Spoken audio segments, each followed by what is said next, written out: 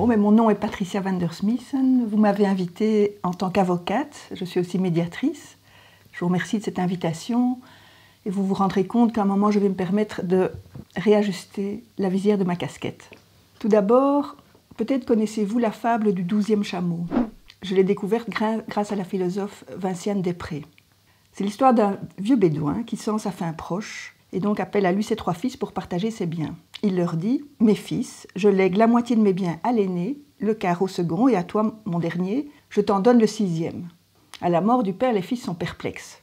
Les biens du père n'étaient autres que 11 chameaux. Comment partager? La guerre entre les frères semblait inévitable. Alors ils se rendirent au village voisin quérir les conseils d'un vieux sage. Celui-ci réfléchit, puis hocha la tête et leur dit « Je ne peux pas résoudre votre problème. Tout ce que je peux faire pour vous, c'est vous donner mon vieux chameau. Il est maigre, plus très vaillant, mais il vous aidera peut-être. » De retour, les fils se partagèrent. Le premier reçut 6 chameaux, la moitié, le second 3, le quart, et le dernier 2, le 6e, et il restait en plus le vieux chameau malingre qu'il put rendre à son propriétaire. On peut voir dans cette fable l'histoire d'un faire confiance assez particulier face à ce qui est voué à la guerre. En fait, en consultant le vieux sage, les fils ont donné sa chance à la possibilité que le problème ne mène pas à la guerre.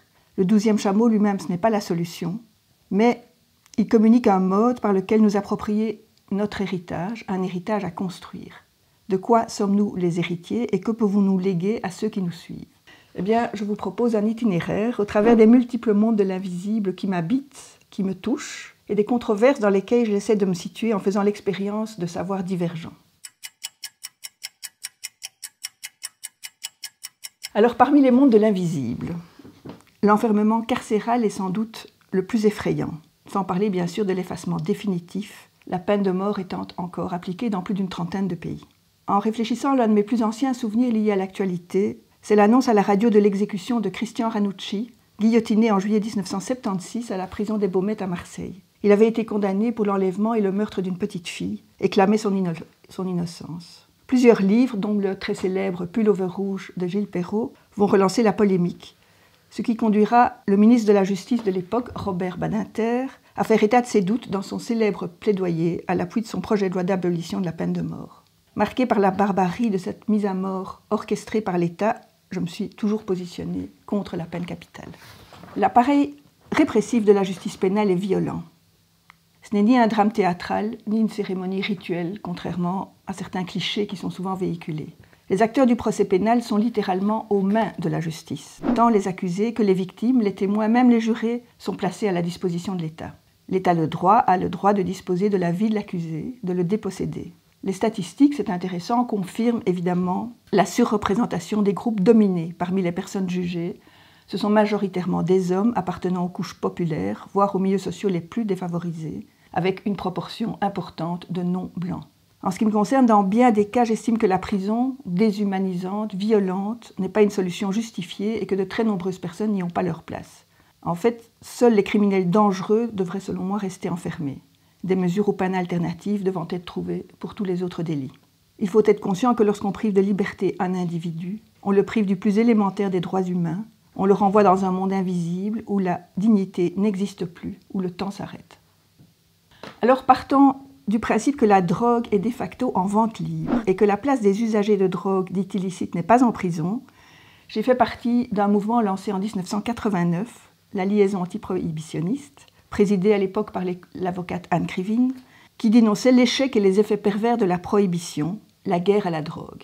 Parmi ces effets pervers, le marché noir et le développement d'organisations criminelles, les mafias, les cartels, le blanchiment d'argent et la criminalité financière, la déstabilisation de certains pays producteurs, l'argent de la drogue comme nerf de la guerre au Moyen-Orient et dans le Triangle d'Or, la guérilla et la corruption des narcos en Amérique latine, le coût élevé des effectifs de police, de l'administration judiciaire et carcérale, les problèmes de santé publique, le sida, les overdoses liées aux produits frelatés, le stress social que renferme le système prohibitionniste et l'absence de soins aux toxicomanes qui n'entrent pas dans un système de sevrage. Il y a aussi la délinquance, évidemment la prohibition, la prostitution qui est générée par la prohibition et le coût des produits, et enfin l'immoralité de la prohibition par l'immixtion de l'État dans la vie privée des citoyens.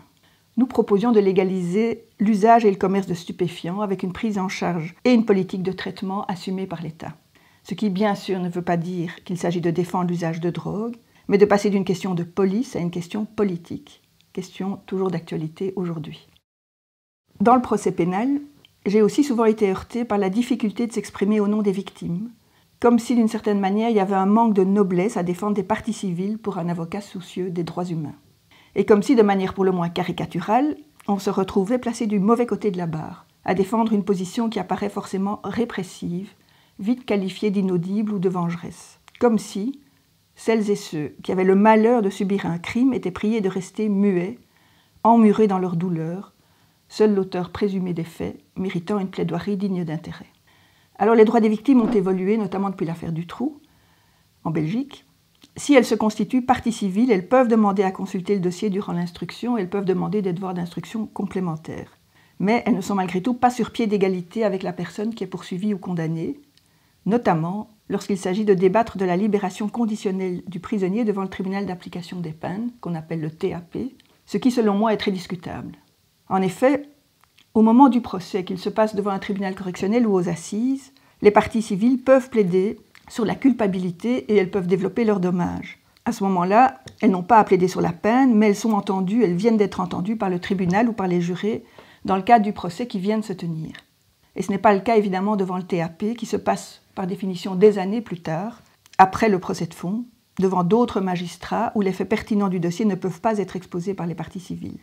Alors qui va s'exprimer devant le TAP pour faire valoir soit les faits, soit le ressenti des parties civiles par rapport à l'attitude du condamné?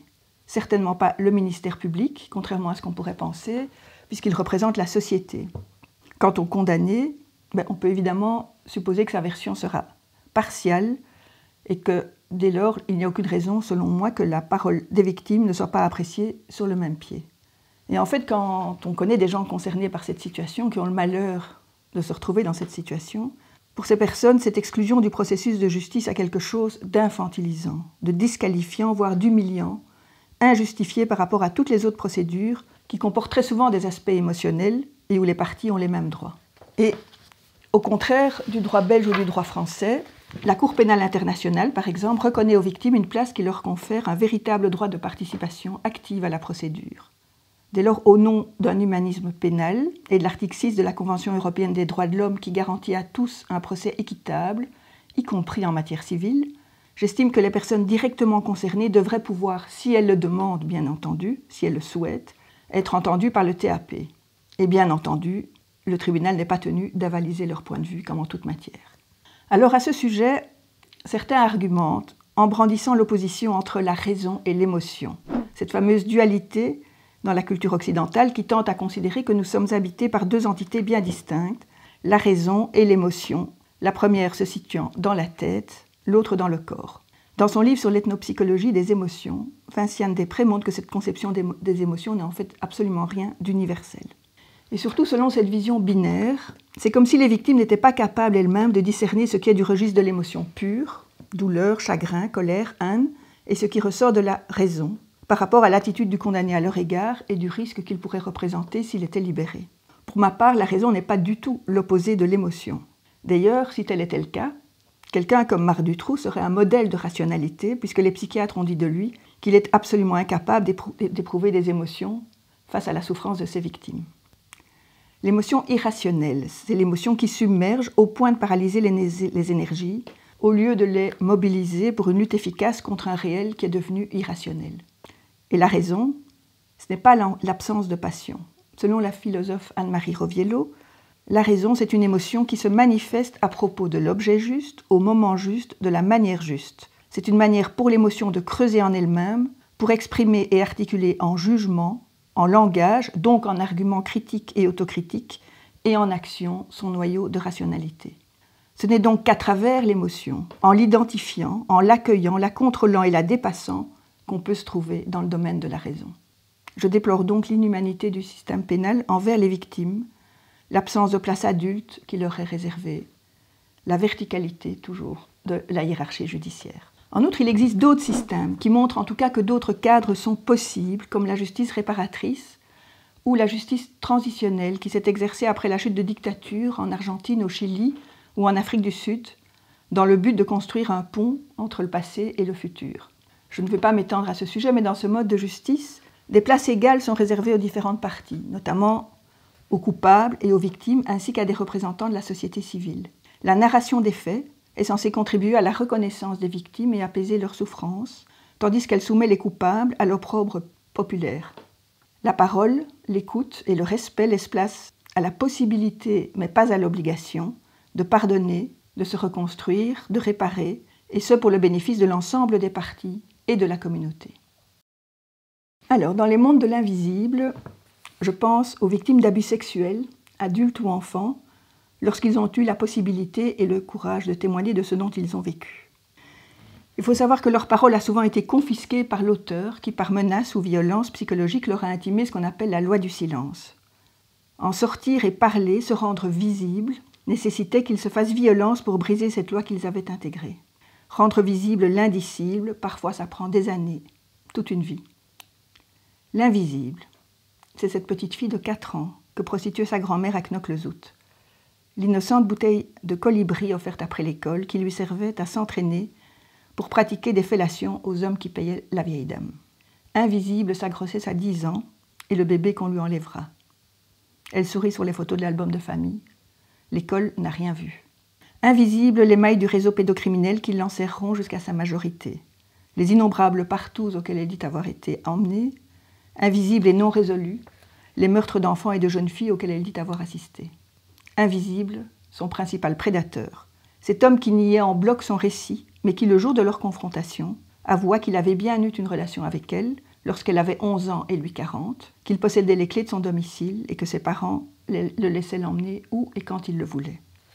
Aveugle, le parquet de Gand, qui décida ce jour-là de clore l'enquête, déclarant dans une conférence de presse très médiatisée qu'il s'agissait d'une histoire d'amour et qu'elle était consentante. Alors qu'il faut savoir qu'en Belgique, il n'y a pas de consentement possible à une relation sexuelle donnée par un mineur en dessous de 14 ans.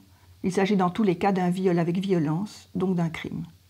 En outre, les experts psychiatres qui l'ont examiné à l'unanimité l'estiment tous crédibles, indéniablement victime d'abus sexuels massifs durant son enfance. Mais lorsque la victime se rend visible, elle dérange l'ordre établi. Son récit indispose et provoque le déni.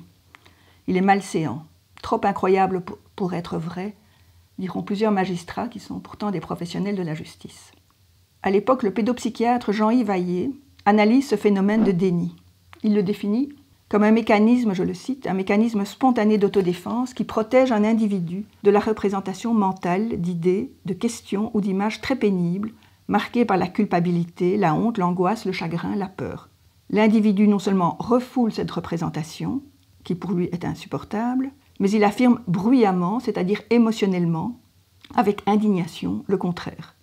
Plus simplement, dit-il, c'est la politique de l'autruche pratiquée ici par le plus grand nombre, celle-là même qu'on reproche pourtant violemment aux mères qui sont témoins d'inceste et qui ne veulent pas le voir. La première équipe qui enquêtait sur le dossier est écartée et fait, elle, l'objet de poursuites judiciaires, les seules auxquelles donnera lieu ce dossier. Ils seront entièrement blanchis plusieurs années plus tard, mais entre-temps, l'enquête est enterrée. La victime, Regina, a écrit son histoire dans un livre au titre éloquent « Silence, on tue des enfants ». Le célèbre professeur Schwarzenberg l'a rencontré. Son livre, écrit-il en préface, est un cri maintes fois répété qui aurait envie d'être un hurlement pour la terre entière et qui, devant la surdité du monde des adultes, devient un gémissement, une longue plainte solitaire, des sanglots qui finissent par s'assécher. Ce que vit cette petite est au-delà des larmes. Elle témoigne pour toutes les petites filles exilées de leur enfance avant d'être interdites de vie. Lors de telles agressions, la partie du cerveau appelée amygdale produit des hormones de stress, adrénaline et cortisol, qui accélèrent le rythme sanguin, le rythme cardiaque, la respiration. Les muscles sont contractés, prêts à fuir. Mais, explique la psychologue Muriel Salmona, il peut arriver que ces réactions pour la survie entraînent une surchauffe. La victime est incapable de réagir comme paralysée. C'est ce qu'on appelle l'état de sidération.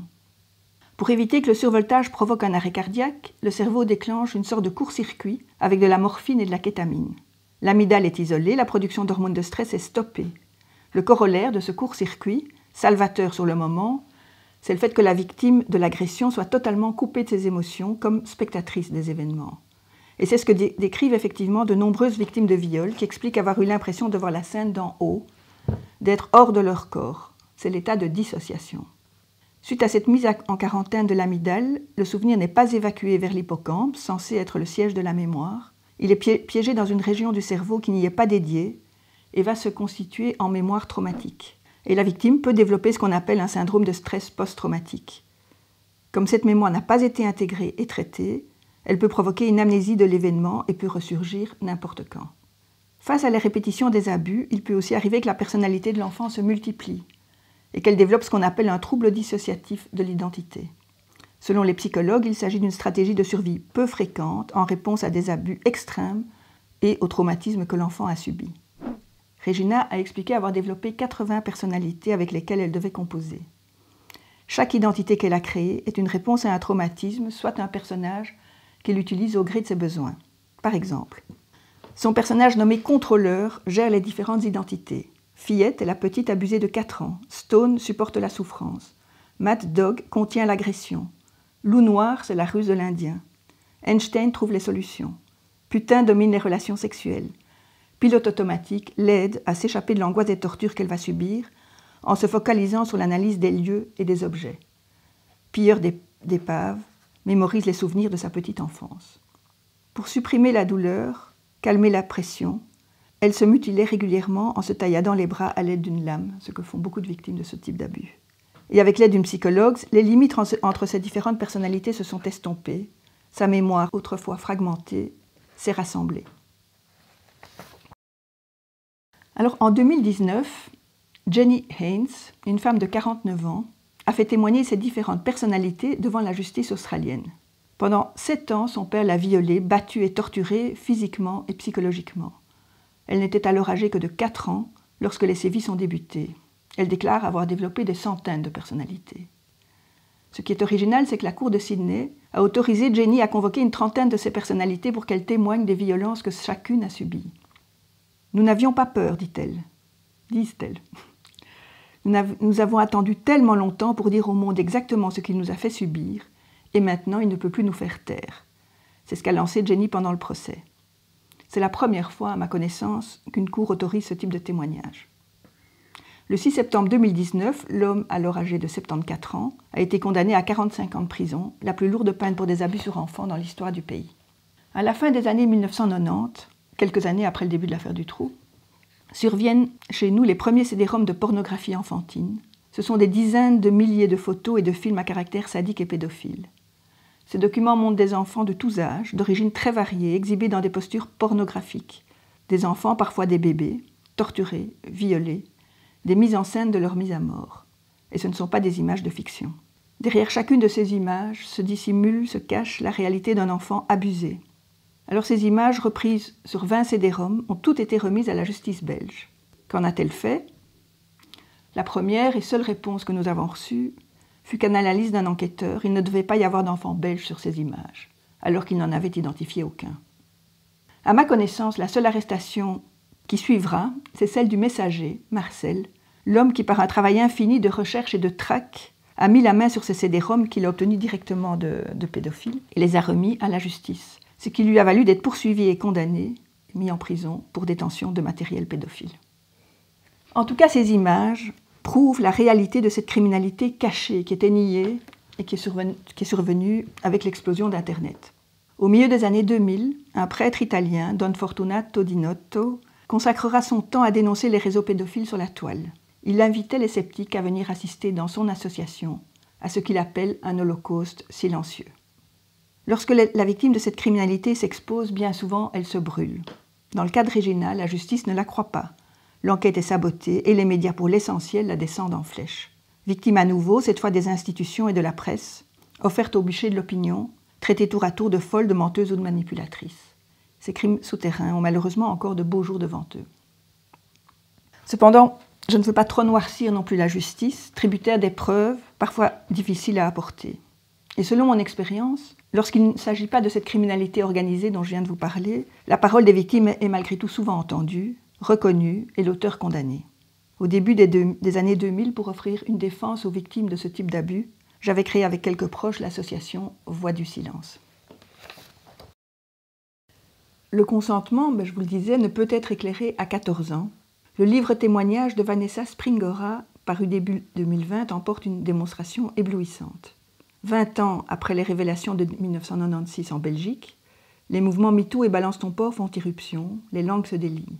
Tant l'auteur du consentement que son abuseur, Gabriel Matzneff, font partie d'une élite intellectuelle qui jusque-là permettait à l'auteur de recevoir des prix pour ses livres, qui faisaient pourtant ouvertement l'apologie de sa pédocriminalité.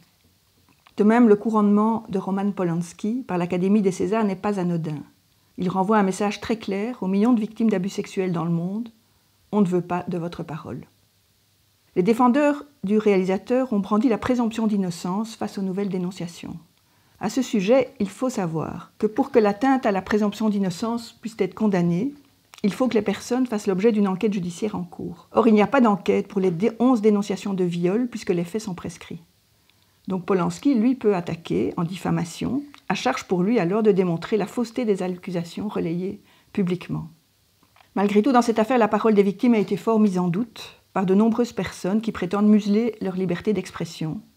Et parmi ces personnes, Nadine Trintignant, dont la fille est morte sous les coups de Bertrand Cantat. Or, Cantat, lui, a purgé la peine à laquelle il a été condamné. Ce qui gêne dans ce cas-là, ce n'est pas qu'il se réinsère, c'est qu'il le fasse dans la lumière. S'agissant du débat qui fait couler beaucoup d'encre, doit-on séparer l'homme de l'artiste? Il convient de faire des distinctions. L'identité de l'œuvre et de l'auteur n'est évidemment jamais complète, ne serait-ce que parce que l'œuvre échappe à son auteur. D'abord en amont, dans le processus même de production, le projet créateur est façonné par un espace des possibles et des pensables. En aval, la fabrication du sens de l'œuvre implique souvent également plusieurs intermédiaires. En outre, les polémiques concernent assez peu d'auteurs finalement, la plupart ayant disparu dans l'oubli. On doit aussi nuancer selon que l'œuvre porte ou non la vision du monde de l'artiste, plus ou moins sublimée par le travail de mise en forme, selon que ce sont les idées de l'auteur qui sont incriminées ou des faits qu'il a commis. À ce sujet, comme le relève l'avocate française Héloïse Wagner, on peut en fait se référer utilement au droit d'auteur. La définition même du droit d'auteur implique, pour qu'une œuvre soit protégée, et donc considérée comme une œuvre artistique, que l'homme ait mis de lui-même dans sa création. En droit d'auteur, l'homme égale l'artiste. C'est même une condition indispensable. De même, ce sont les royalties, droit d'auteur de l'artiste, ainsi que son statut d'artiste, qui font vivre l'homme. En outre, pour son film J'accuse, Polanski lui-même a déclaré, je le cite, « Je connais bon nombre de mécanismes de persécution qui sont à l'œuvre dans ce film. » Et cela m'a évidemment inspiré. Il n'érige donc, lui, pas de séparation entre sa vie et son œuvre. L'homme infuse l'artiste et l'artiste nourrit l'homme. Après, cela relève du droit personnel de chacun de valoriser et mettre en valeur un artiste qui a commis un crime, mais il faut assumer tout ce que cela implique en termes de responsabilité collective de notre société, des modèles et des valeurs qu'elle promeut. Ce que défend notamment Adèle Haenel dans son puissant témoignage. Faut-il protéger nos idoles et refuser la réalité dans toute la noirceur qu'elle peut parfois avoir? Est-ce que ce sont ces personnes-là, ces modèles, qu'on veut mettre en avant et valoriser, alors que bien sûr, beaucoup d'artistes très talentueux n'incitent pas à la haine ou ne violent pas?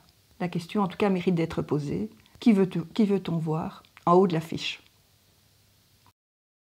Invisibles en Belgique, les parents des victimes, les petites Julie et Mélissa disparues en juin 1995. Ils n'ont cessé d'être en mouvement et se sont rendus visibles. Ils ont effectué des recherches, frappé à la porte des institutions pour que des devoirs soient effectués. En août 1996, l'arrestation de Dutroux et quelques complices sera un électrochoc. Elle révélera que leurs enfants et d'autres ont été enlevés, abusés, torturés et pour 4 d'entre elles, assassinés. Ses parents ont mis en cause les errements et les manquements de l'État belge, qualifiés pudiquement de dysfonctionnement ou d'estompement de la norme par la commission d'enquête parlementaire. Face au grave fiasco de la gendarmerie et de la police et d'un système bureaucratique dont l'autojustification des rouages sert à masquer l'incompétence et l'aveuglement, le peuple belge se soulève et demande justice. Une marche blanche est organisée, respectueuse et silencieuse. Par leur calme et leur dignité, les parents de victimes ont exprimé une passion éthique face à l'irrationalité du réel, face à la banalité du mal, l'indifférence morale, l'opportunisme, la démission de la responsabilité. À leur côté, une jeune fille, musulmane, voilée de blanc, présente sur les marches du palais de justice lorsqu'elle rendit le fameux arrêt Spaghetti qui dessaisit le juge d'instruction Conrot en charge du dossier. Celui-là même qui venait de sauver 2 enfants, retrouvées vivantes dans la cache du principal prédateur. Face à la foule en colère, alors que les pompiers lavent de leur lance le palais de justice, elle prend la parole invite au calme et apaise la population. Le corps de sa petite sœur, Lubna, sera retrouvé quelques mois plus tard, en mars 1997, dans la cave d'une station-service près de chez elle, alors qu'elle avait disparu 5 ans plus tôt, à l'âge de 9 ans. Il s'avérera que la police d'Ixelles n'avait jamais mené de véritable investigation.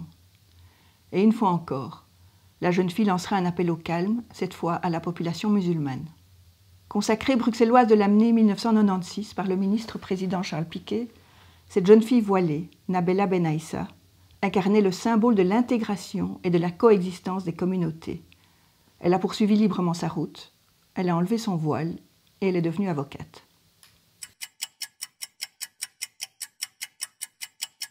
Dans notre pays, le foulard islamique dissimule et focalise à la fois l'attention. Les débats font rage en Belgique et en France, sous couvert de laïcité ou de féminisme, pour savoir s'il faut interdire aux femmes de se couvrir la tête dans l'espace public. Je vais m'attacher ici au voile, pour sa dimension à la fois symbolique et révélatrice d'autres discriminations qu'il ne faut évidemment pas invisibiliser. Et je précise d'emblée que questionner ou refuser l'interdiction ne signifie évidemment pas être pour le voile. On peut le critiquer, estimer qu'il enferme, qu'il essentialise, mais comme le dit l'auteur Leila Slimani, s'attaquer aux femmes voilées, c'est humilier, réifier la femme, donc la traiter comme un objet, c'est faire la même chose que ceux qui s'attaquent aux femmes en cheveux en disant qu'elles sont prostituées.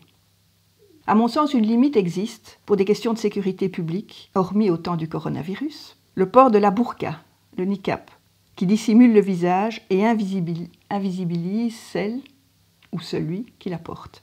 Mais il n'était pas nécessaire de légiférer à son sujet. En effet, selon moi, il suffisait d'utiliser ou de remettre à jour la plupart des décrets communaux qui sanctionnent le port du masque, à l'exception d'un seul jour par an, le Mardi Gras. La burqa pouvait ainsi n'être autorisée que le jour du carnaval, ce qui renvoie à sa place ce costume sans pour autant stigmatiser une communauté. Alors, quelles que soient leurs motivations, qui sont très variées, les femmes qui portent le voile revendiquent leur liberté. Liberté d'opinion, d'expression, liberté de pratiquer leur religion ou de s'émanciper. Et selon les époques et les pays, il peut être symbole d'oppression, mais aussi de résistance et de résilience. Florence Aubenas, il y a quelques années, a rassemblé des témoignages sur le foulard de France vu du Maghreb. Je me permets de vous en citer un que je trouve très parlant, celui de Siem Ben Sedrine, éditrice et journaliste à Tunis. Dans un avion de Tunis vers Hambourg, je vois l'autre jour s'installer une jeune fille toute fraîche, branchée. L'appareil décolle, elle met un voile. Si ce choix est si important pour elle, pourquoi à Hambourg et pas à Tunis ? Cela m'a rappelé mes études en France. Ma famille est musulmane, conservatrice, mais en même temps j'étais abreuvée de littérature française. Et je n'ai ressenti le conflit qu'en arrivant à Paris. Là, les copines de l'élite étudiante me demandaient avec un racisme ordinaire si dans nos villes on se promenait en chameau. J'ai eu l'irrépressible envie de faire le ramadan, alors qu'à l'époque je me voulais marxiste. J'avais besoin de structurer une différence. Alors, si ce libre choix doit être nié et perçu comme occultant les véritables dynamiques sociales en œuvre, s'il ne peut être perçu que comme signe de l'oppression des femmes par les hommes ou délimiter la limite du vêtement qui voile ou qui dévoile, qu'il est convenable de porter ou non dans l'espace public. Pour ma part, je me dis athée, féministe et bien sûr j'adhère au principe fondamental de laïcité. Mais compte tenu des débats virulents à ce sujet, il me semble intéressant de préciser ce qu'on entend aujourd'hui par laïcité. Issue de la pensée des philosophes du Lumière, d'un point de vue juridique, la laïcité définit le rapport entre le religieux et le politique dans une société donnée. C'est tout simplement la revendication d'une stricte indifférence de la puissance publique à l'égard de toute conviction religieuse ou philosophique, dès lors que celles-ci ne conduisent pas à un comportement délictueux. La loi de 1905 en France ordonne la séparation de l'Église et l'État et garantit aux croyants et aux non-croyants le même droit à la liberté de conscience de leurs convictions. Donc elle assure aussi bien le droit d'avoir ou de ne pas avoir de religion, que d'en changer ou de ne plus en avoir. Elle garantit aussi le libre exercice des cultes et la liberté de les exprimer, sous les seules restrictions que cela ne trouble pas l'ordre public. En ce sens, la laïcité est politique. Ce n'est donc pas une opinion, mais la liberté d'en avoir une. Petite parenthèse, la loi de 1905, à vocation universelle, n'a cependant jamais été appliquée dans les colonies françaises, notamment en Algérie, malgré les demandes des responsables musulmans. Les autorités coloniales préféraient imposer le code de l'indigénat et à cette fin ne reconnaissaient pas au terme musulman un caractère religieux, mais ethnique. En Belgique, nous avons le modèle de neutralité de l'État qui est inscrit au cœur de la Constitution. Il est différent puisque depuis la naissance du pays, les catholiques sont majoritaires dans la population et dans les organes décisionnels. Les pouvoirs publics subsidient les cultes reconnus et l'enseignement libre catholique. Et il existe une distinction spécifiquement belge qu'il est important de bien comprendre entre la laïcité politique et la laïcité philosophique. La laïcité politique, on l'a vu, c'est la séparation de l'État avec les autorités religieuses. L'autorité reste neutre en toutes circonstances à l'égard des croyances, en ce compris l'athéisme. Ces principes de séparation et de neutralité garantissent la liberté absolue de conscience et l'égalité des citoyens, quelles que soient leurs convictions. La laïcité philosophique, c'est une notion utilisée en Belgique francophone.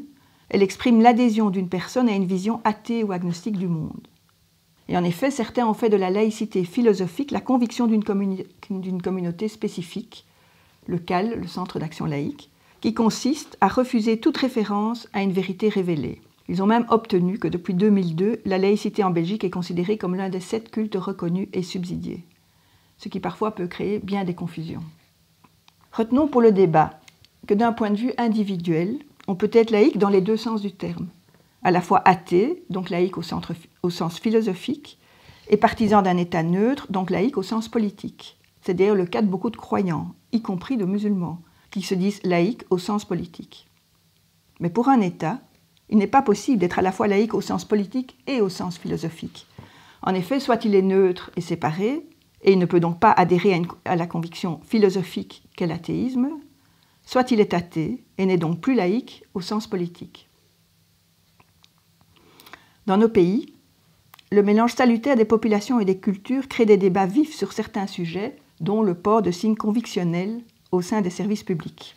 Et c'est surtout depuis la fin des années 1980, en France, qu'il apparaît que la notion de laïcité, parmi ceux qui s'en revendiquent, parce que c'est un débat entre laïcs en réalité, prend des sens différents, parfois quasi opposés. Ces débats sont essentiellement liés à la visibilité de l'islam. Pour résumer, on peut distinguer deux modèles principaux qui recoupent partiellement les deux précédents, la laïcité dite libérale et la laïcité dite républicaine. Les partisans d'une laïcité libérale inclusive s'en tiennent aux deux principes évoqués plus haut, neutralité et séparation, et les valeurs qui en découlent, la liberté de conscience et l'égalité de traitement des citoyens. Elle est accueillante aux croyances religieuses qui, en tant que croyances, ne peuvent pas être pénalisées.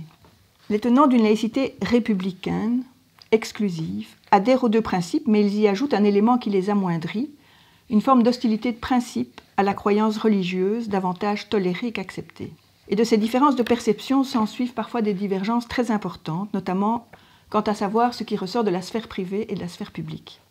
Pour la laïcité libérale, c'est simple, la sphère publique, c'est ce qui s'impose à tous, c'est la sphère de l'autorité publique, de l'administration publique. La laïcité républicaine, elle considère le plus souvent comme public tout ce qui se fait en public, soit finalement l'espace public. L'État français non religieux n'accepterait aucune religion dans son espace public, à la différence de la laïcité à l'anglaise, qui tolère toutes les religions dans son espace public. Ce qui est privé, c'est la conviction personnelle. Confondant, selon moi, la sphère privée avec la sphère intime, en fait, cette vision relègue à la cave ou à l'église toute forme d'expression de ses convictions, ce qui revient en réalité à supprimer la liberté d'expression qui, par essence, suppose évidemment de pouvoir s'exercer en public. Car la laïcité ou la neutralité protège les citoyens contre la possible partialité de l'autorité publique. C'est donc une injonction qui s'impose aux agents de l'État et non au public, c'est-à-dire aux citoyens. La dérive consiste ici à faire dériver l'obligation de neutralité de l'État vers la société elle-même. Dans le cas de l'espace public, ce qui doit être neutre, c'est l'espace, pas le public. Et cet espace est neutre lorsque le droit d'expression est le même pour tout le monde, sans privilège ni discrimination. C'est ce qui est prévu par l'article 10 de la Déclaration universelle des droits de l'homme et du citoyen de 1789, qui a valeur constitutionnelle. On peut exprimer ses convictions religieuses dans l'espace public sans être inquiété tant qu'on ne trouble pas l'ordre public établi par la loi. En France, après bien des débats, la loi du 15 mars 2004 interdit de porter à l'école des signes ostensibles d'appartenance religieuse, en l'occurrence le foulard.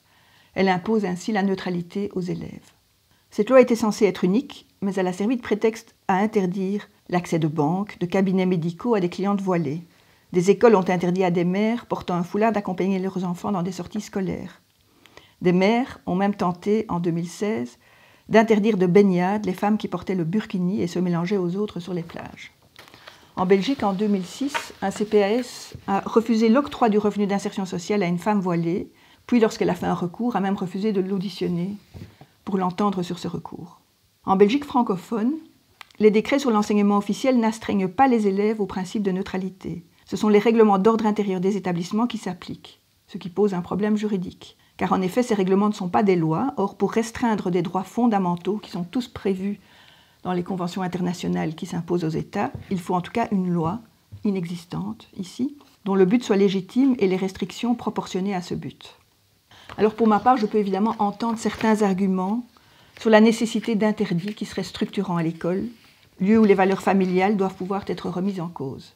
De même, le port du foulard ne peut être assorti d'une intimidation ou d'une pression sur les autres élèves. Ni le prosélytisme, ni l'exhibitionnisme n'ont leur place à l'école. Mais quel message, quelle violence symbolique véhiculent ces interdits? Et surtout, dans tous les cas, c'est la sanction, moi, qui me glace. Les élèves sont exclus de l'école publique vers l'espace domestique jugé oppressant, ce qui est en réalité tout le contraire de l'émancipation revendiquée. En droit, ces lois ou règlements, je vous le disais, sont contraires à la Constitution et aux droits fondamentaux garantis par les conventions internationales ratifiées par nos pays. Je ne vais pas vous citer toutes les conventions internationales, la Déclaration universelle des droits de l'homme, mais aussi la Convention européenne des droits de l'homme, la Charte des droits fondamentaux, le Pacte international relatif aux droits civils et politiques. Elles sont très nombreuses. Elles priment, je vous le disais, sur le droit interne et garantissent la liberté de manifester sa religion et sa conviction, tant en public qu'en privé. Alors, en général, ces décisions qui sont attentatoires aux libertés sont annulées par les tribunaux, mais pas dans tous les cas. Et récemment, en Belgique, la Cour constitutionnelle a rendu un avis estimant, et c'était le 4 juin 2020, qu'un établissement d'enseignement supérieur pouvait interdire dans ce règlement d'ordre intérieur tous les signes politiques, philosophiques et religieux. Cette interdiction, qui s'applique donc à de jeunes majeurs, va peut-être influer sur la jurisprudence des tribunaux qui s'opposent en général aux mesures restrictives prises à l'égard d'élèves mineurs. Alors, cette frange de la laïcité républicaine ou philosophique, qui se radicalise et se définit comme une laïcité de combat, s'accapare le principe de neutralité pour produire des discriminations. Mais en réalité, dans le même temps, elle cesse précisément d'être laïque.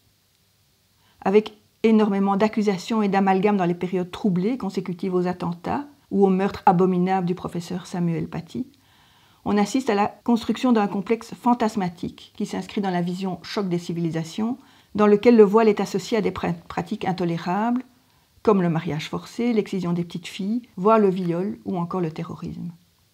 Mais pourquoi ne pas s'en prendre à ces pratiques plutôt qu'à un signe symbolique dont la signification est multiple?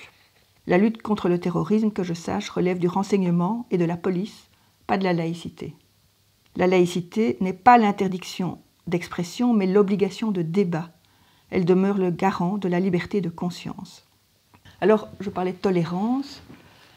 La tolérance, selon la définition d'une Américaine, Susan Mendus, consiste à s'abstenir d'intervenir dans l'action ou l'opinion d'autrui, quoi qu'on ait le pouvoir de le faire, et bien que l'on désapprouve ou que l'on n'apprécie pas l'action ou l'opinion en question. Dès lors, il n'y a pas de tolérance sans intolérance préalable. Et c'est bien l'exercice de la rationalité qui conduit à privilégier les raisons de tolérer sur celles d'interdire. Nul ne prétend, au sein des laïcs qui délibèrent depuis maintenant 30 ans sur ce sujet, que le voile soit souhaitable. Ce n'est pas la question. Et dans le même temps, s'interroge la philosophe Isabelle Stengers, comment ne pas trembler en entendant les appels à éradiquer le voile, selon le mot de Fadela Amara en 2010, à l'annonce qu'une candidate d'un parti politique se présenterait revêtue d'un foulard. Ce dont il s'agit, analyse Christine Delphi, c'est d'interdire toute visibilité aux musulmanes, les rendre invisibles, induisant l'idée qu'elles sont illicites, assimilant par des amalgames aux criminels terroristes les musulmans qui, pour l'immense majorité, vivent paisiblement dans nos pays, ce qui revient à produire à bas prix une différenciation nauséabonde entre eux et nous, supposée irréconciliable. Or, l'horreur légitime qu'inspirent les attentats djihadistes ne doit pas nous faire oublier que la religion n'en est peut-être que le prétexte, ni occulter ce que le sursaut mortifère d'un islamisme décadent doit à la poursuite mondiale de l'impérialisme. Je pense aussi que nous avons tendance à ignorer, dénier le rôle de l'humiliation dans l'histoire, son importance et les conséquences qu'elle peut engendrer. Par exemple, et je ne vais pas m'attarder sur ce sujet sensible, en sacralisant les caricatures, le droit de caricaturer, nous revendiquons aussi l'insensibilité à l'humiliation, au blasphème, c'est-à-dire à ce qui est important pour d'autres, mais négligeable pour nous. Alors bien sûr, la caricature ressort de la liberté d'expression et aussi des limites de celle-ci. Notamment, sont interdites la diffamation, les injures publiques envers les personnes, l'incitation à la haine raciale, ethnique ou religieuse, l'incitation à la discrimination. Et de même, cédant aux manipulations de la peur et la xénophobie, les néo-nationalistes français sacralisent la laïcité comme si elle n'était plus le cadre neutre d'une liberté d'expression capable de cohabiter paisiblement avec celle des autres, mais la substance même de l'identité française. J'y reviendrai. Ce n'est sans doute pas un hasard si l'extrême droite reprend à son compte le concept de laïcité. De même, dans les pensées et luttes féministes qui se déclinent par vagues, un clivage existe aujourd'hui aussi entre celles qui jugent que même porté librement, le voile est un signe d'oppression des femmes, et d'autres qui estiment que le féminisme consiste à laisser les femmes s'habiller comme elles veulent. Pour répondre à un argument souvent entendu, les lois liberticides dans certains pays, comme l'Iran ou l'Arabie saoudite, qui imposent le port du voile sous peine de lourdes sanctions, doivent bien entendu être combattues, mais elles ne peuvent servir de prétexte à d'autres lois aussi liberticides, qui prétendent l'interdire et tentent ainsi à imposer la neutralité au public, c'est-à-dire aux individus qui traversent l'espace public. Il faut mesurer que cette conception implique ni plus ni moins une suppression de la liberté d'expression. D'ailleurs, les militantes iraniennes, comme le prix Nobel de la paix Shirin Ebadi et Yasaman Ariani, condamnée à 16 ans de prison pour son combat, elles défendent la liberté des femmes pour leur choix délibéré et individuel de ne pas porter ou de porter un voile sur leurs cheveux. Shirin Ebadi a été défendue par l'avocate Nasrin Sotoudeh, elle-même condamnée à 33 ans de prison et 148 coups de fouet pour sa défense de la liberté des femmes. Elle se demande pourquoi le voile est-il considéré comme le seul signe ostentatoire de l'islam extrémiste. Est-ce qu'une barbe longue n'est pas un signe d'islamisme? Et pourquoi n'y a-t-il pas de restriction alors sur le port de la barbe longue pour les hommes? Dans son livre « Sorcière, la puissance invaincue des femmes », Mona Chollet relève qu'il est apparemment intolérable que la femme, et à plus forte raison la femme indigène, et la nature, soumise à la même logique, prétendent dissimuler quoi que ce soit au regard du patriarcat occidental. Elle renvoie à la pratique de raser complètement le corps des suspects de sorcellerie, poils pubiens et cheveux, pour permettre une inspection exhaustive, tout voir pour mieux dominer. À cet égard, rappelons qu'en mai 1958, à Alger, des femmes musulmanes furent exhibées sur un podium pour brûler leur voile en signe d'émancipation. Parmi celles-ci, Monique Améziane, une jeune fille dut se prêter à ce simulacre pour sauver son frère, qui était arrêté et torturé par les militaires français, alors qu'elle-même n'avait jamais porté le voile. Et cette mise en scène fut organisée par des mouvements de solidarité féminine, fondés par mesdames Salan et Massu, épouses de généraux des forces armées françaises, meneurs du putsch d'Alger, qui rejoindront l'OAS. Frantz Fanon décrit l'opération et raconte qu'en réaction, de nombreuses Algériennes dévoilées depuis longtemps ont alors repris le voile, affirmant qu'il n'est pas vrai que la femme se libère sur l'invitation de la France et du général de Gaulle. On déplore les méfaits de la colonisation et de l'impérialisme, mais selon la philosophe que je vais beaucoup citer dans cette conférence, Isabelle Stengers, il manque l'effroi. L'effroi devant l'idée que nous nous sommes pris, et nous prenons souvent encore, pour la tête pensante de l'humanité.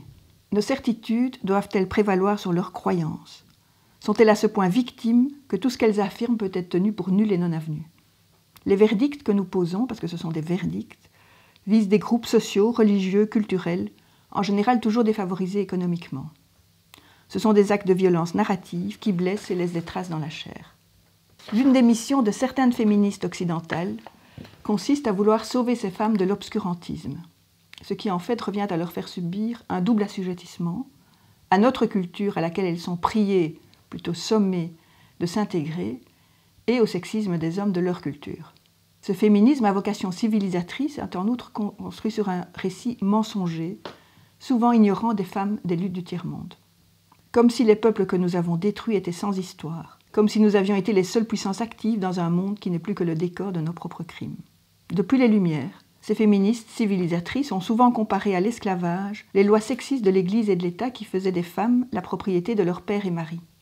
Mais toutefois, en utilisant cette métaphore, Elles enlèvent à l'esclavage ces éléments essentiels que je me permets de rappeler: capture, déportation, vente, trafic, torture, déni des liens sociaux et familiaux, viol, épuisement au travail, racisme, sexisme, mise à mort.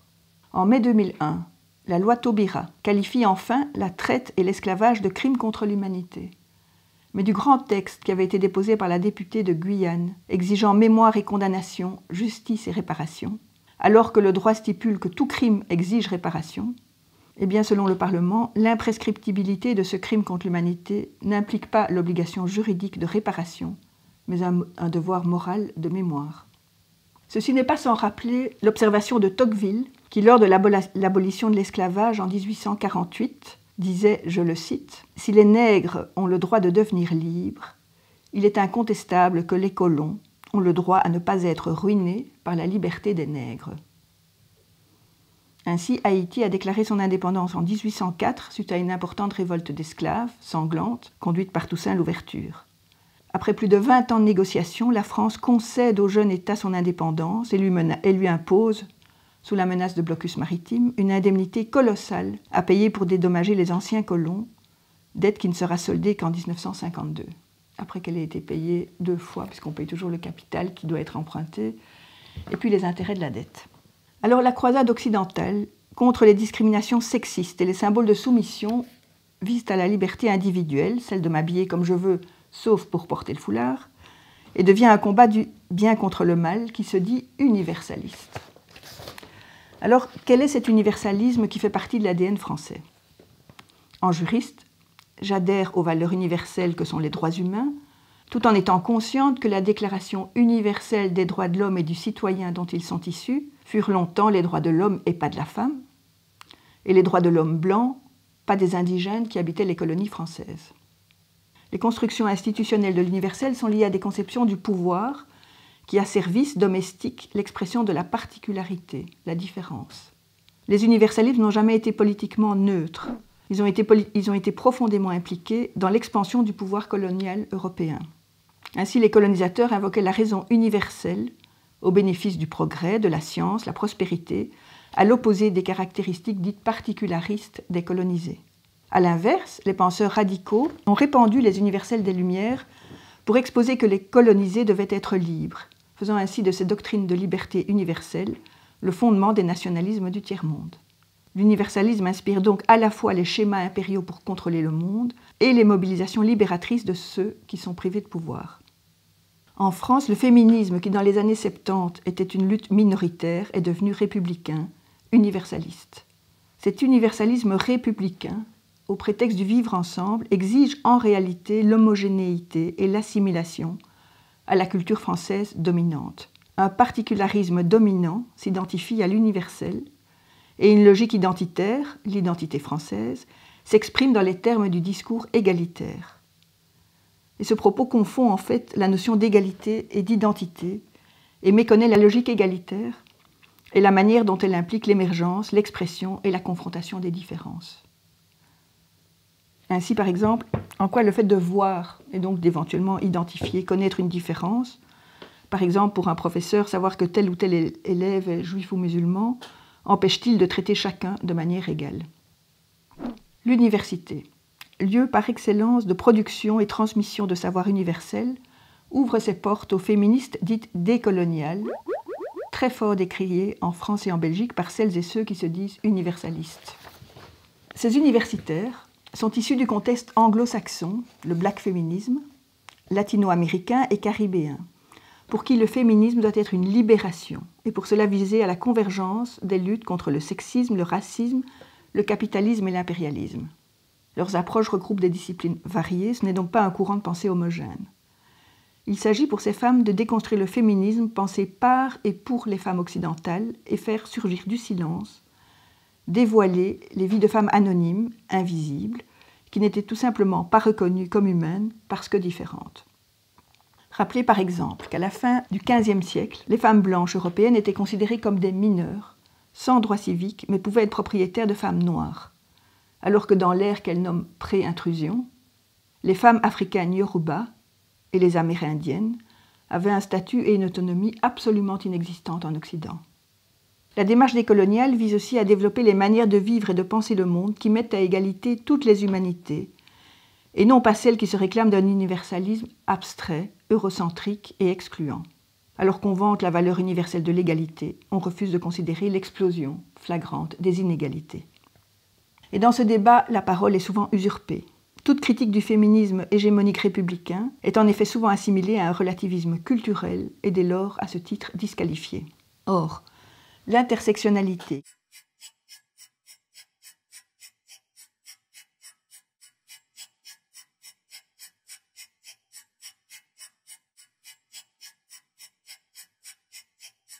L'intersectionnalité, qui est à la base de la pensée décoloniale, combat précisément les inégalités au sein des inégalités. Et pour ce faire, elle s'écarte, au contraire, des identités, des personnes, et elle se centre sur l'analyse des systèmes qui créent des discriminations et des exclusions. Le racisme, le patriarcat, le capitalisme, et au sein de ceux-ci de nombreux sous-systèmes qui permettent de rendre visibles les minorités au sein des minorités. La juriste américaine Kimberly Crenshaw a forgé ce concept en 1989. Elle l'explique, par exemple, suite à une enquête qui s'est tenue dans un refuge pour femmes battues, essentiellement de couleur, de Los Angeles. Il s'est révélé un manque de prise en charge complet du caractère spécifique de cette violence faite aux femmes de couleur, qui en fait ne pouvait pas être comprise sous les caractéristiques universalisantes de la lutte féministe occidentale. Il s'est révélé essentiel de tenir compte de l'identité, c'est-à-dire du groupe social auquel appartiennent ces femmes. En effet, dans ce groupe, les violences conjugales ne sont jamais isolées.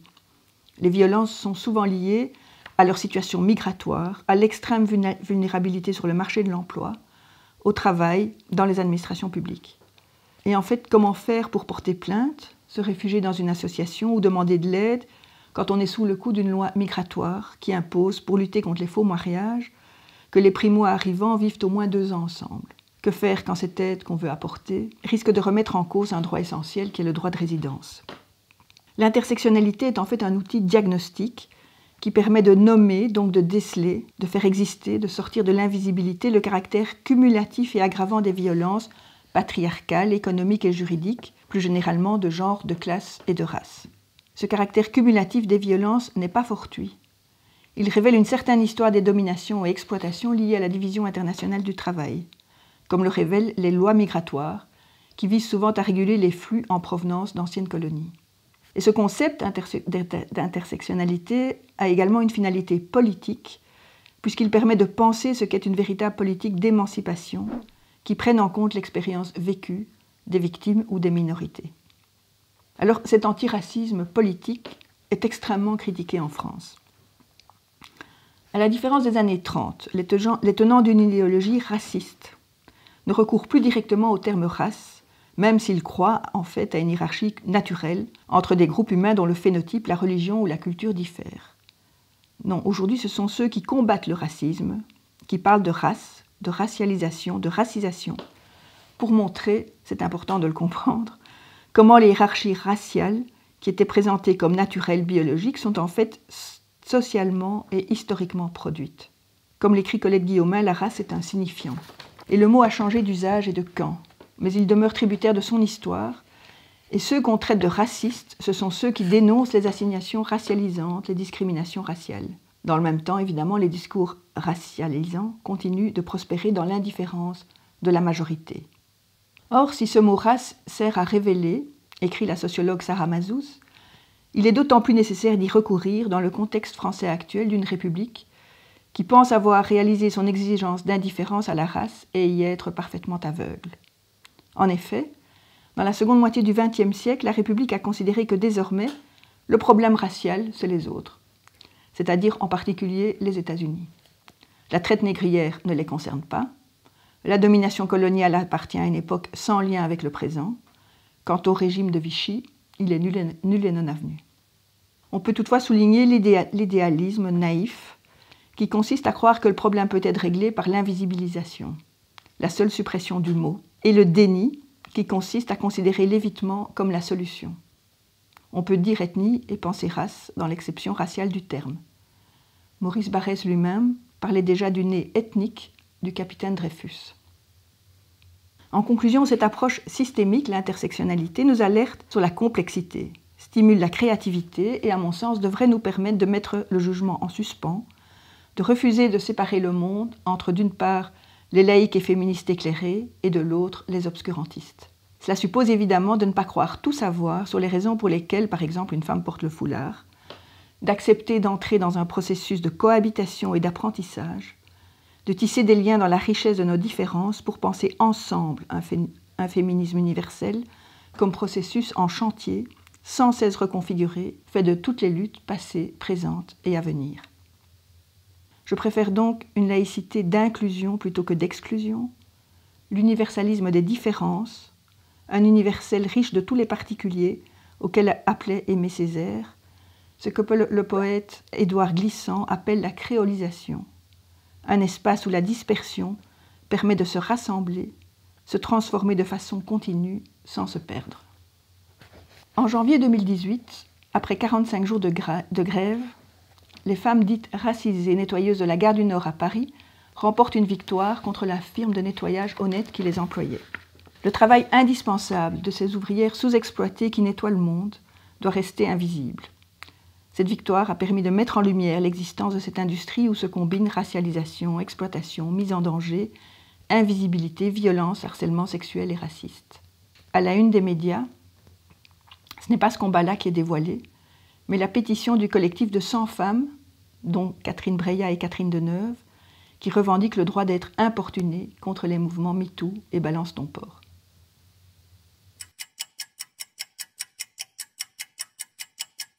Invisibles, donc inexistantes, les victimes des réseaux pédocriminels sont souvent des enfants que personne ne cherche, que personne ne voit. On a notamment parlé des bébés nés sous X en France, des enfants des Hômes.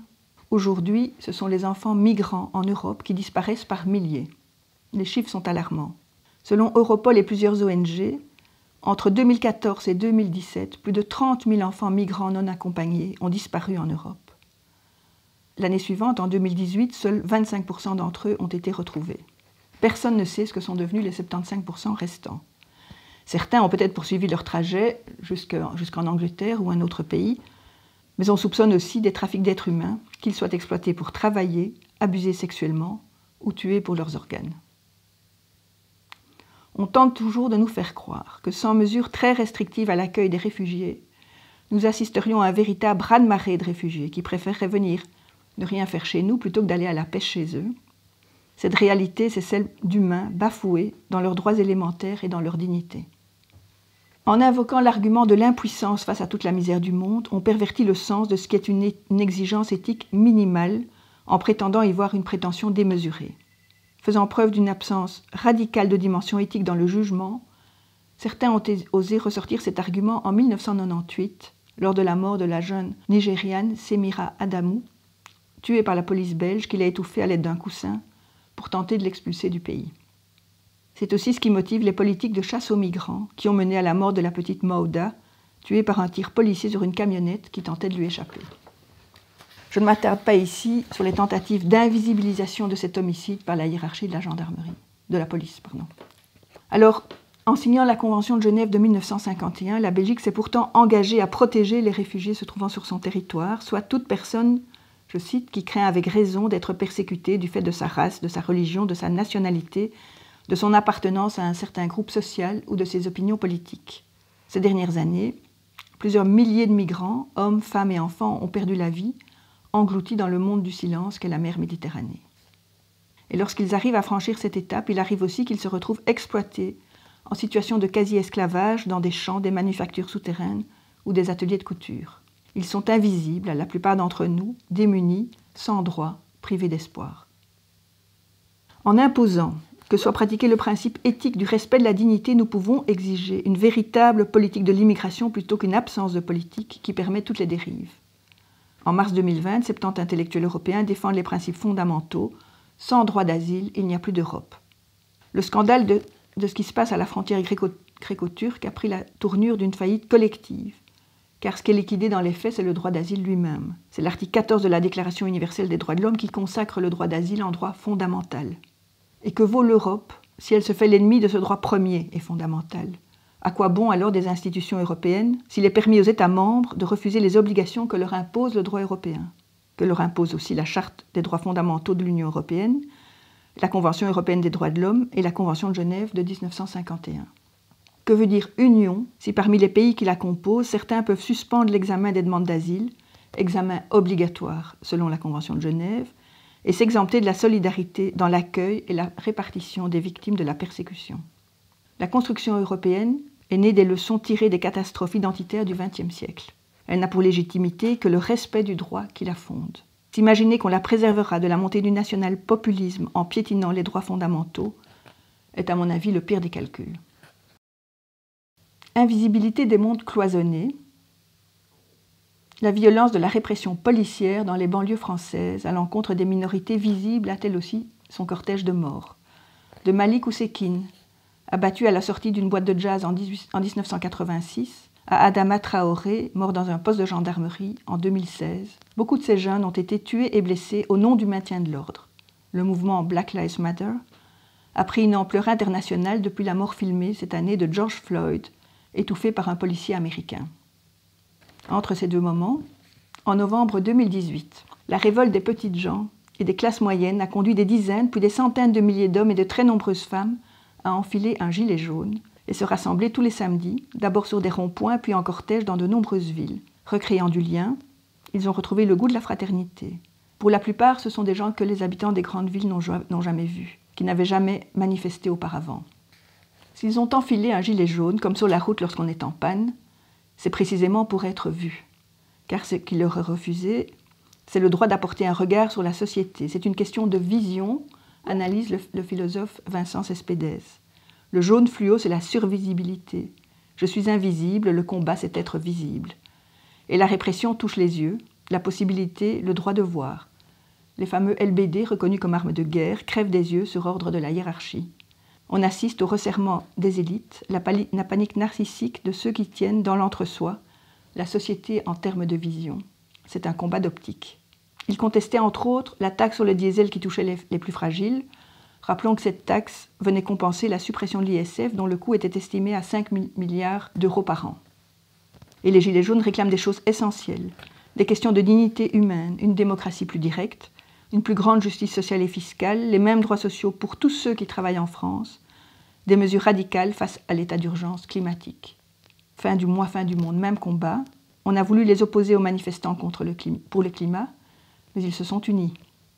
L'inaction criminelle, si on en croit le GIEC, face à l'état d'urgence écologique, la complicité active envers les pollueurs et les fraudeurs, la servilité envers les ultra-riches sont devenus intolérables aux yeux de beaucoup. Ils ont en commun de ne plus accepter d'être les invisibles, ceux à qui le pouvoir et les théoriciens, les intellectuels médiatiques, ont confisqué la parole pour parler à leur place. Cette élite qui, pour une bonne part, méprise et se méfie des gilets jaunes, condamne souvent la violence très visible et montrée en boucle, celle qui atteint des biens matériels comme les vitrines et le symbolique Fouquet's. Dans l'IB, une tribune de 1400 personnalités du monde des arts et de la culture salue et soutient un mouvement que le pouvoir cherche à discréditer et réprime sévèrement, alors que la violence la plus menaçante est économique et sociale. Comme l'a résumé Daniel Salnave dans son beau texte « Jojo le gilet jaune », citant Bertolt Brecht, on parle de la violence du fleuve, jamais de celle des digues qui le contiennent.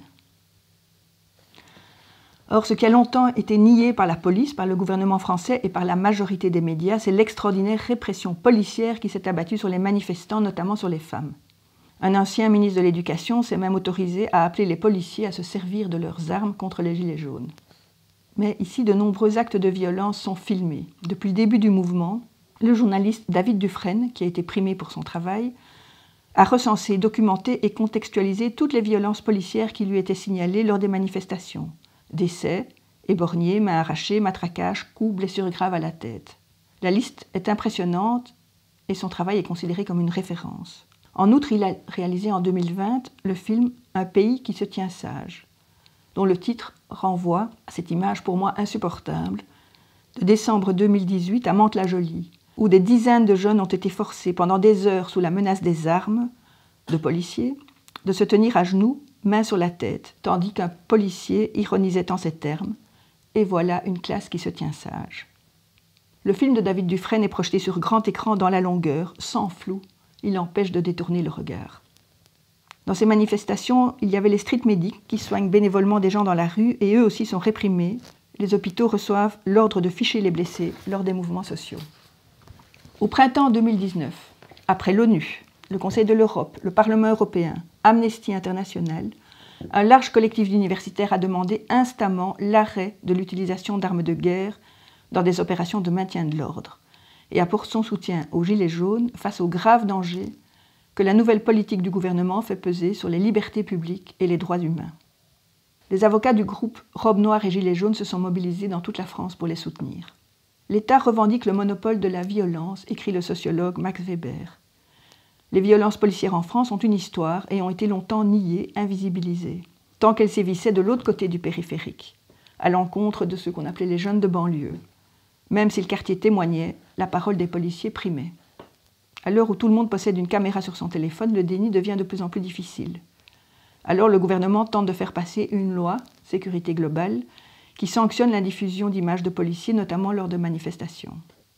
En novembre 2020, alors que le projet de loi passe devant l'Assemblée nationale, des caméras de sécurité et de voisins dévoilent du début à la fin le tabassage absolument hallucinant, sans la moindre justification, par des policiers de Michel, un producteur de musique, pendant de longues minutes devant son studio dans le 17e arrondissement de Paris.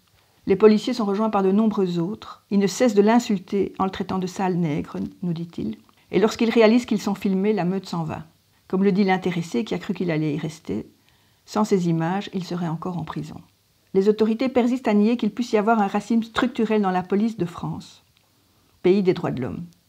Alors on parle de brebis galeuses à l'égard de tels policiers. Combien de brebis galeuses faudra-t-il pour qu'on parle du problème du troupeau, le déni de la question raciale?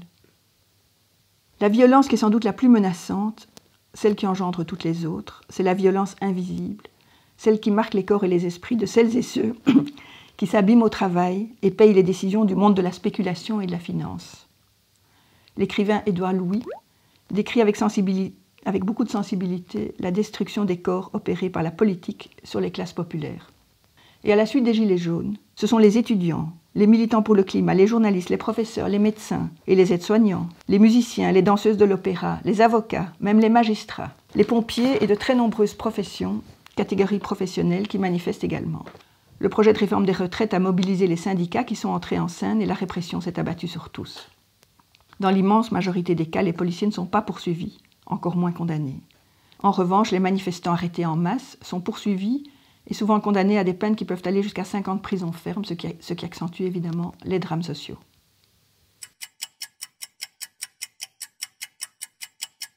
Barbara Stiegler, qui est une philosophe, analyse l'impératif qui nous emprisonne et nous empoisonne. Il faut s'adapter. S'adapter au sens darwinien, au monde néolibéral dans lequel nous vivons, au cap imposé à la société sur la direction à prendre. S'adapter à la division mondialisée du travail et sa destination finale, celle d'un grand marché mondial où prévalent les règles de l'arbitrage. Suite à la crise de 1929, les néolibéraux ont compris que le marché ne se régule pas tout seul, qu'il n'y a pas cette main invisible qui harmonise la lutte des intérêts et qu'il faut appeler à l'intervention de l'État. Et en effet, le néolibéralisme ne vise pas à émanciper la société de l'État. Avec la dérégulation, il veut moins d'État pour libérer les marchés, mais plus d'État, policiers, militaires, pour réglementer l'accaparement et l'accumulation des richesses et des savoirs, contrôler les populations et les ressources stratégiques à l'étranger, tout en continuant à parler d'État social ou d'égalité des chances. Il a pu séduire les sociodémocrates du monde entier. Et dans le même temps, nous avons un sentiment de plus en plus oppressant pour beaucoup d'entre nous, d'une inadaptation à ce monde dont les effets pathologiques se font de plus en plus clairement sentir. Par effets pathologiques, je vise bien sûr les guerres, les migrations forcées et leur criminalisation, les catastrophes économiques, sociales, écologiques, climatiques, sanitaires, les pandémies. Et malgré le déni généralisé, c'est aujourd'hui aussi notre rapport au temps qui est bouleversé par notre conscience grandissante de la destruction non seulement de l'environnement, mais du vivant. Isabelle Stengers, je vous en ai déjà parlé, est une philosophe lumineuse. Lumineuse en ce sens qu'elle a éclairé, rendu visible et appréhensible ce qui pour moi était nébuleux et plutôt désespérant. Je vais ici résumer certaines de ses idées, j'espère ne pas en trahir le sens, tant sa pensée est riche et complexe. Dans un livre passionnant, un de ses livres, La sorcellerie capitaliste, elle analyse de manière pragmatique la manière de se désenvoûter de l'emprise du capitalisme sur nos esprits et sur nos corps. Elle ne propose pas de solution magique, mais plutôt une manière de chercher comment s'y prendre pour réfléchir et agir de manière constructive. Elle décrit et démonte le montage de ce qu'elle nomme les alternatives infernales, qui constituent une attaque sorcière, qui capture nos puissances d'agir. Il s'agit de tous ces « il faut bien », toutes ces raisons imparables qu'on nous oppose lorsqu'on tente de remettre en cause l'exploitation ou la détresse sociale. Je vous donne des exemples, comme ça va devenir très clair. Si on lutte contre des licenciements, pour de meilleures conditions de travail et de rémunération, on nous rétorque « vous allez provoquer la fermeture des usines, les délocalisations, mettre les gens au chômage ». Si on réclame plus d'équité fiscale, on nous dit que ça va entraîner des fuites de capitaux. Si on veut protéger les droits sociaux, on nous oppose le fameux trou de la Sécu. Si on ouvre les frontières, on sera débordé par une masse de miséreux, etc.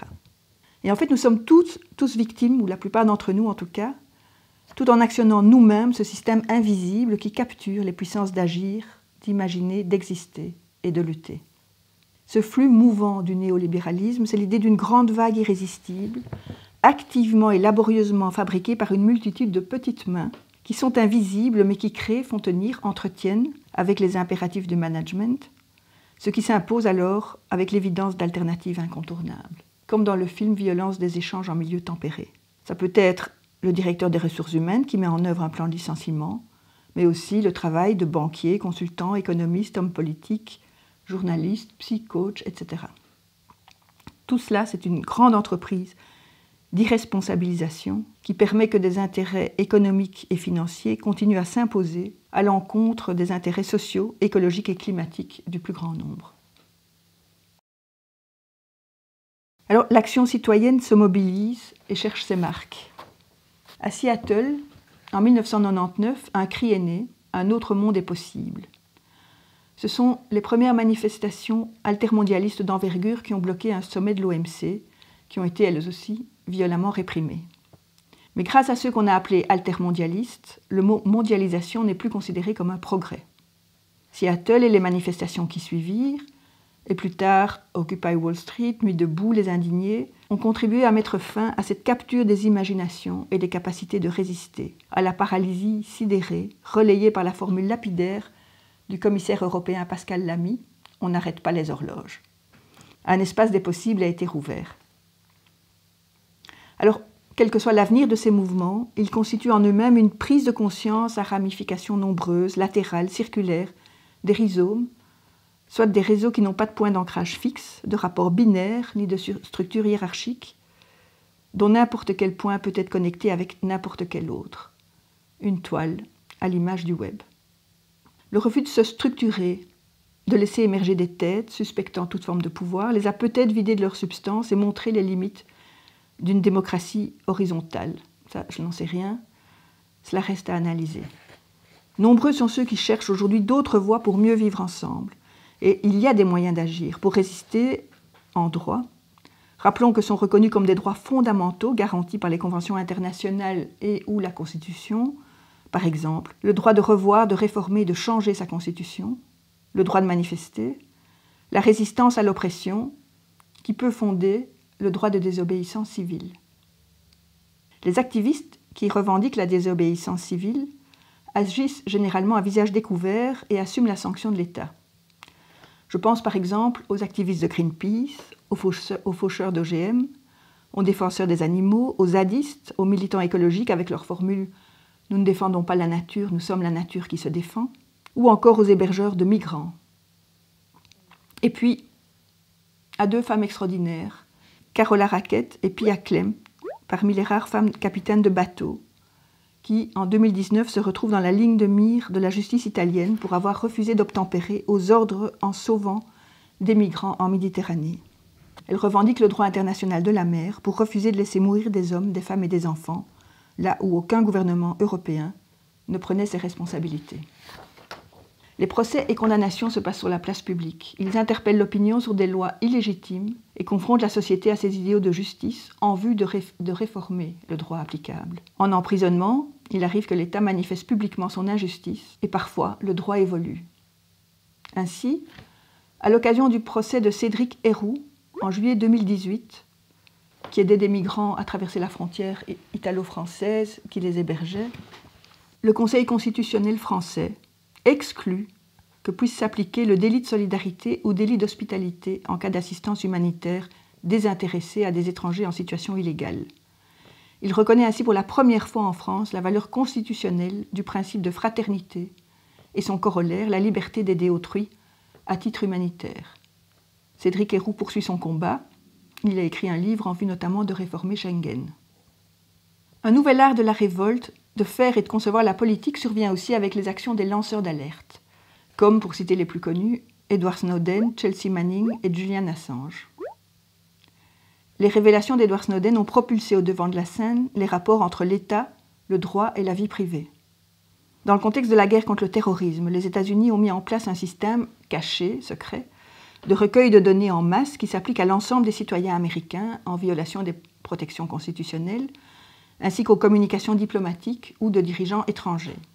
Sur la planète, chacun se trouve placé sous l'œil du pouvoir par ses mails, ses appels, ses échanges sur les réseaux sociaux, ses paiements.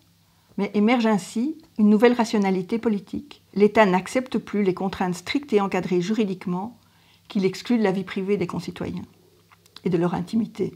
Snowden dévoile ce constat d'une surveillance omniprésente, sans raison légitime contre laquelle il n'y a aucun refuge.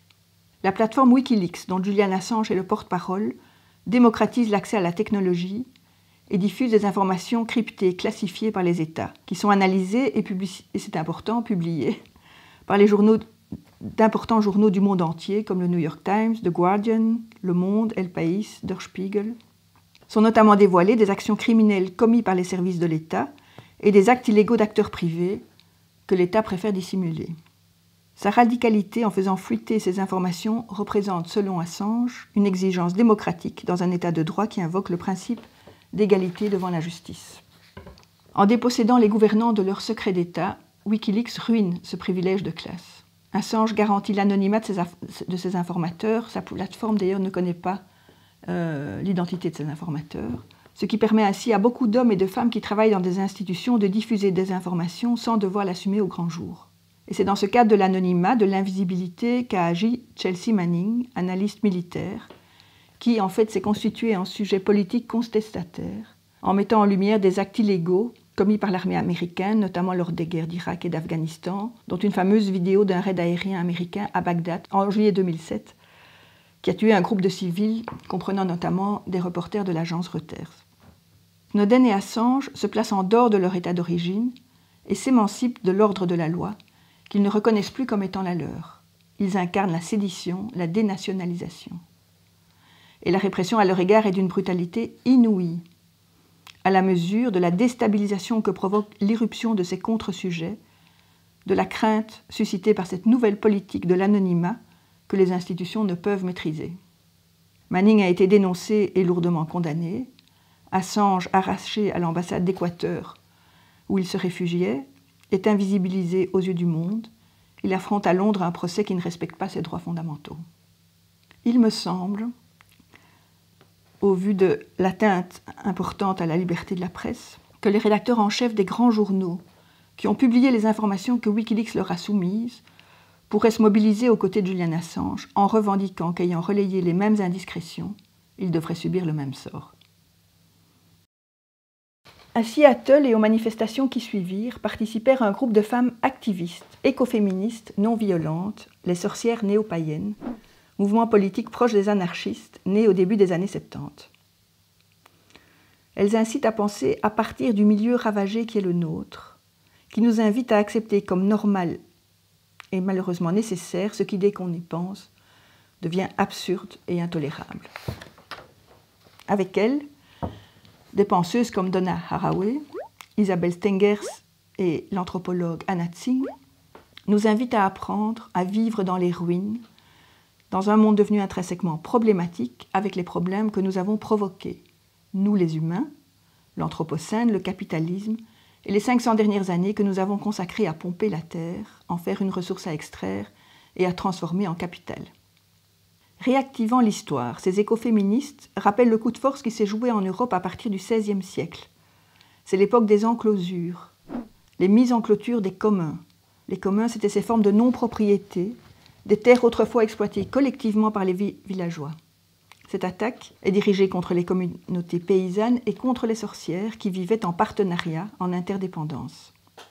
La manière d'occuper le sol de toutes les communautés humaines est détruite et désormais c'est le droit de propriété qui prime. Les paysans appauvris sont chassés vers les villes où ils seront exploités sans limite dans l'industrie. Cette époque, c'est aussi celle de la conquête de l'Amérique. Silvia Federici relate, dans son livre Caliban et la sorcière, comment l'esclavage a représenté un terrain d'expérimentation pour les méthodes de contrôle des travailleurs qui seront ensuite importés en Europe. Les conditions de vie misérables ont conduit des vagabonds, des mendiants, générés par ces enclosures, à émigrer vers le Nouveau Monde. Et Marx a donné à ce mouvement des enclosures un rôle actif dans le développement du capitalisme. C'est la même chose avec les pays que nous avons colonisés. En fait, le passé vit dans le présent. Cette histoire d'expropriation et de répression se poursuit jusqu'à aujourd'hui. On peut lire les mêmes accusations de fainéantise à l'égard des pauvres, des chômeurs, des réfugiés. Les expropriateurs se déplacent dans le tiers-monde, détruisent les cultures, pillent les ressources de la terre et des gens. Alors, ce que je trouve très intéressant de la part de ces écoféministes, c'est qu'elles pensent le capitalisme non pas seulement comme exploitation, mais comme expropriation. Et elles développent par des pratiques expérimentales la politique du reclaim, c'est-à-dire la réappropriation. Se réapproprier, c'est récupérer ce qui a été détruit, guérir, régénérer, redevenir capable d'affirmer, de coopérer et retrouver le courage de lutter pour ce à quoi on tient. Par exemple, les ZAD, les zones à défendre, sont une forme de résurgence des communs aujourd'hui. Et cette capacité à se régénérer, on la trouve aujourd'hui aussi dans un milieu où l'usage massif de l'herbicide Roundup est devenu systématique. Des plantes à belles fleurs rouges, les amaranthes, ont résisté. Elles déjouent la visée éradicatrice des mauvaises herbes et elles se multiplient. Ainsi, l'impératif « il faut gagner sa vie » révèle chez l'amarante une affaire de survivre. Ce n'est pas le milieu qui nourrit le vivant, mais le vivant qui valorise le milieu, qui en soustrait ce dont il a besoin pour se maintenir en vie. Alors, comment agir dans l'opacité? Comment construire un destin commun à l'ère de l'individualisme collectif? La philosophe et psychanalyste Cynthia Fleury se demande comment redonner aux citoyens le goût de la réforme, qui, à la différence de la terreur, est le véritable esprit de la révolution. Nous nous alarmons de l'affaiblissement du pouvoir de l'État qui est devenu un partenaire comme un autre dans le marché mondial. Mais relève-t-elle, personne ne semble s'interroger vraiment sur la montée en puissance de la société civile. Car si la souveraineté de l'État n'est plus exclusive, c'est qu'il faut considérer la négociation comme l'autre nom du processus réformateur. Comment s'y prendre? Quand les réalités sont masquées, les vies laissées dans l'obscurité, les préjugés et les fantasmes gouvernent les imaginations, ce qui alimente la défiance et nourrit les peurs. Raconter la vie, les milieux de vie, contribue à encourager l'intérêt pour autrui et l'appétit de réfléchir ensemble à un autre monde. Pour mettre en œuvre de la redistribution, développer des mécanismes de solidarité et de réciprocité, il faut que règne dans la société un certain degré de confiance. Faire confiance, mais sans avoir confiance, au sens où c'est le faire qui compte, processus qui ne peut réussir que s'il suscite ce dont il dépend. On peut alors passer de la méfiance ou de l'indifférence à la bienveillance, à la biendisance et à la bienfaisance, sans craindre d'assumer ouvertement le conflit, mais en étant attentif à ne pas désirer avoir raison en donnant tort à l'autre, ne pas oublier qu'on peut, comme chacun, être dans l'erreur, qu'on a tous, en somme, des raisons. Voir d'où parle l'autre, ce qui lui importe, c'est ce qu'on fait en médiation, ce qui permet de ne pas lisser, mais articuler les désaccords. C'est la condition d'une intelligence collective. Chacun apprenant à penser, selon la formule d'Isabelle Stengers et Donna Haraway, avec les autres, par les autres, grâce aux autres. Ce qui compte, ce sont les transformations mutuelles, pas la reproduction de lignées, d'identités spécifiques. La manière de faire qui permet l'émergence de quelque chose de nouveau, qui transforme. l'appartenance qui fait qu'on est vivant avec d'autres, on lie son je à un nous. Dans son essai « Politique de la relation », le poète Édouard Glissant invite à la relation, comprise à la fois comme processus et idéal des liens tissés entre identités. Il propose de passer de l'identité racine à l'identité rhizome, comme l'appelait Gilles Deleuze, de forger une identité relation plutôt qu'une identité nationale et ethnique. Alors penser, comme tout ce que nous faisons, exige une attention, un soin spécifique et continu. Cette éthique de la pensée s'accompagne d'une incroyable liberté. Le critère, le seul, c'est que ça rende plus intelligent, plus puissant et joyeux. Si je ne peux pas danser, je ne veux pas faire partie de votre révolution. C'est ce que clamait dans une phrase devenue célèbre l'anarchiste russe Emma Goldman, féministe anticoloniale, au début du XXe siècle, qui, comme la suffragette Sylvia Pankhurst, faisait déjà le lien à l'époque entre genre, classe et race, et reliait l'émancipation des femmes à la justice sociale et à la décolonisation. Isabelle Stengers et Barbara Stiegler nous invitent aussi à finir avec l'ailleurs et le plus tard, plutôt qu'un agenda mondial décourageant qui nous soumette au verdict des urnes et puis nous renvoie nous coucher, renouer un rapport critique à ce qui nous entoure, prendre en main collectivement les questions concrètes qui nous concernent en visant des enjeux locaux, pragmatiques, en cherchant dans chaque conflit quelle est la prise la plus efficace, ici et maintenant. En créant de nouvelles connexions, on peut alors découvrir sans attente l'efficace des luttes à petite échelle. Stengers décrit ainsi ce qu'elle appelle des trajets d'apprentissage, par lesquels des collaborations improbables se sont nouées en puissantes alliances et ont abouti à un changement. Elle donne notamment l'exemple de la sécurité sociale. Elle rappelle qu'il s'agit en rien, comme on nous voudrait peut-être nous le faire croire aujourd'hui, d'un acquis offert par le pouvoir en place, mais qu'il s'agit d'une invention qui a été conquise de haute lutte. L'industrie pharmaceutique, grâce à son domaine de compétences, soigner et sauver des gens, pouvait se croire protégée de mises en cause qui touchent d'autres secteurs industriels.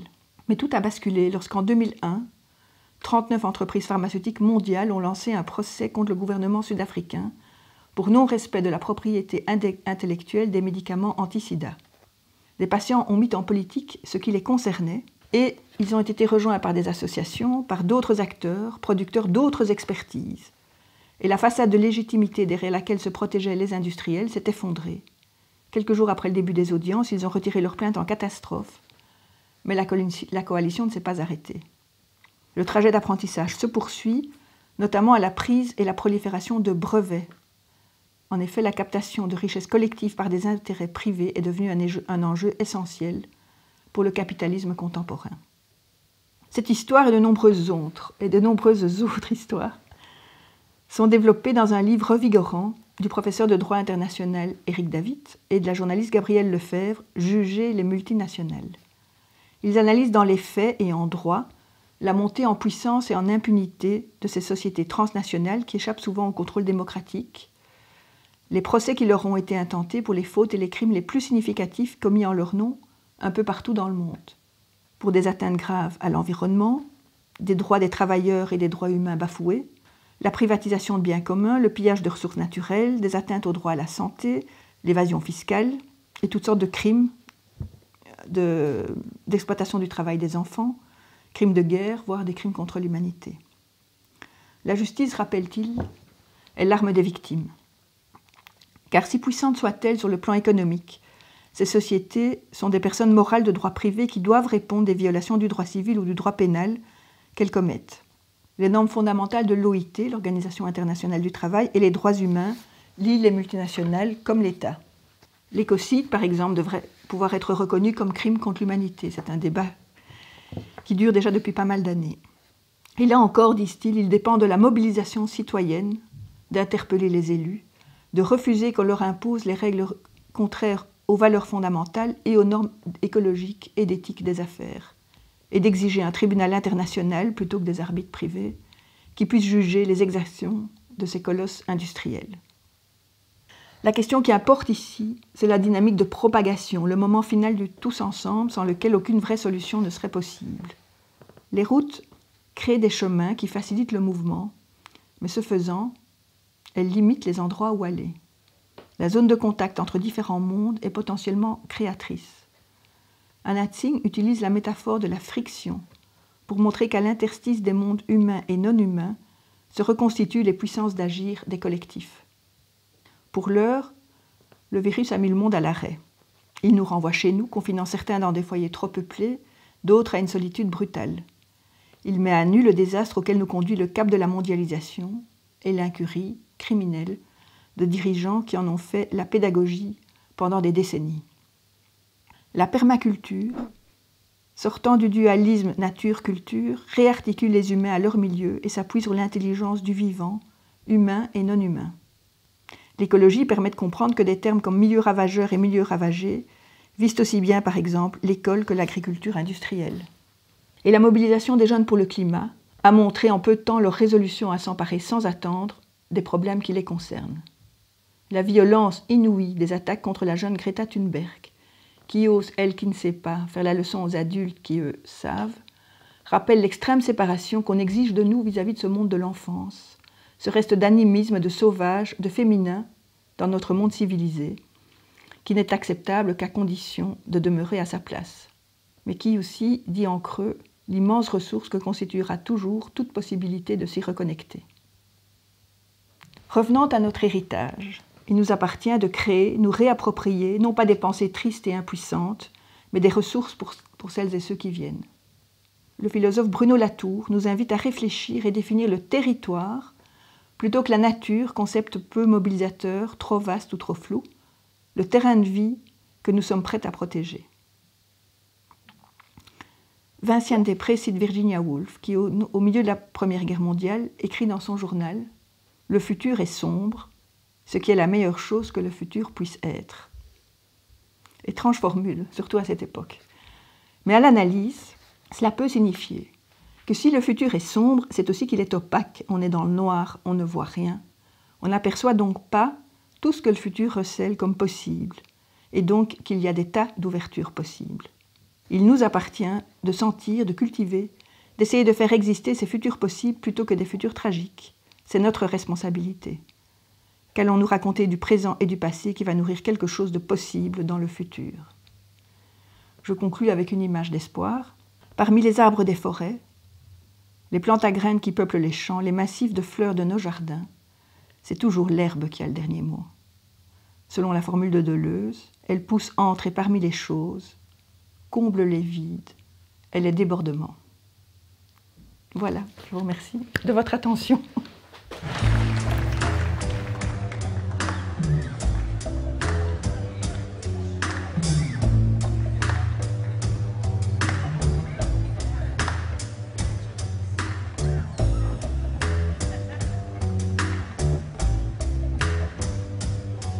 Mm-hmm.